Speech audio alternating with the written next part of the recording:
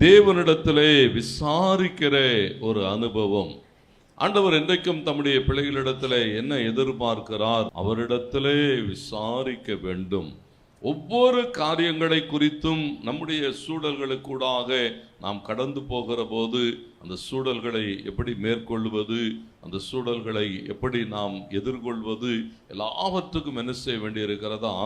தேவனிடத்திலே விசாரிக்க வேண்டும். ஒரு நீ தேவ பிள்ளைன்னு சொன்னா தேவனிடத்திலே விசாரிக்கும்படி கடந்து போ. எந்த காரியமா இருக்கட்டும், ஆண்டவருக்கு மகிமுண்டாட்டும். குடியிருக்கிறதற்கு தாவீது விசாரிக்கிறான், அங்கே போய் நான் வாழட்டும் என்று சொல்லி.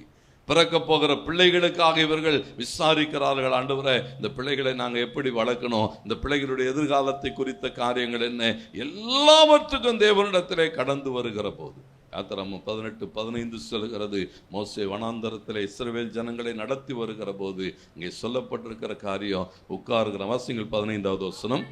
அப்பொழுது மோசே தன் மாமனை நோக்கி, தேவனிடத்தில் விசாரிக்கும்படி ஜனங்கள் என்னிடத்தில் வருகிறார்கள்.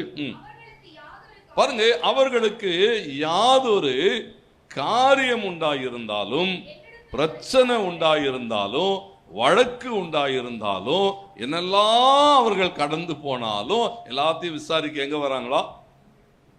அவங்க மாமா சொல்றான், நல்லது, ஆனா நீங்க எல்லாம் என்ன செஞ்சிருவீங்க? சோர்ந்து போயிடுவீங்க.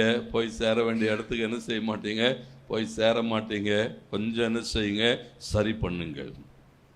விசாரிக்கிறதெல்லாம் சொல்லுகிறான். எத்திரோ சொல்லுகிற போது சொல்லுகிறான், நல்ல காரியங்கள் தான்.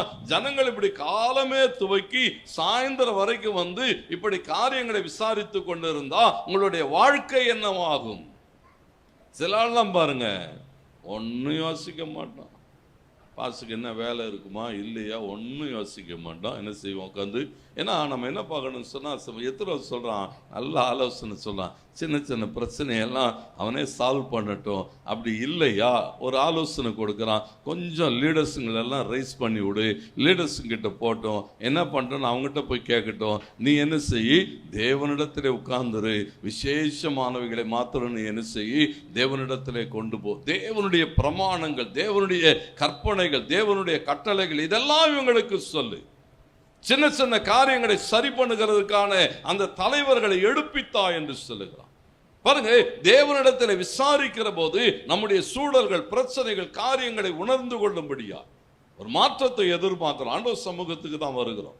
ஆண்டவரை இதிலிருந்து நாங்கள் விடுதலையாக வேண்டும். என்ன செய்யட்டும்? கர்த்தருக்கு மகிமுண்டாட்டும். ஒவ்வொரு சூழலிலும் சிறியதோ பெரியதோ நீங்க தேவ சமூகத்துக்கு வருகிற போது ஆண்டவர் எல்லாவற்றுக்கும் ஆலோசனை தருவார்.